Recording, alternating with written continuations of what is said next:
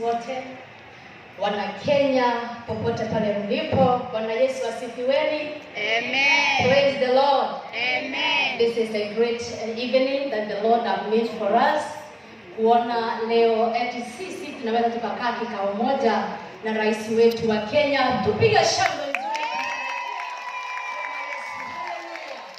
Praise the Lord. Ni heshima kuu. Wakati tulipokuwa tunaingia mwaka, tulisema ya kwamba ni mwaka wa huruma, na tumeona huruma za Bwana zimetufikia. Amen. Amen. Naomba kwa unyenyekevu tusimame tuweze kufungua kanisa la maombi na ili tukaweze kubarikiwa pamoja.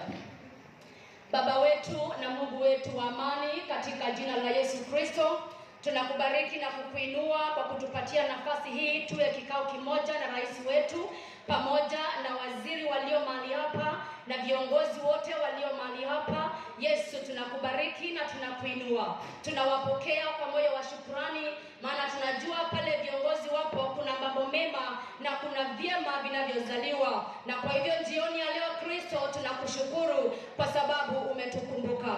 Jina lako libarikiwe na jina lako liinuliwe, na ufungua mkutano huu na nguvu za Mungu na uwepo wa Roho Mtakatifu. Katika jina safi la Yesu Kristo, tutangaza uwepo wa Bwana wetu Yesu.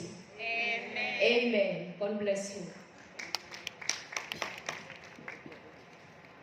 Assalamu alaikum.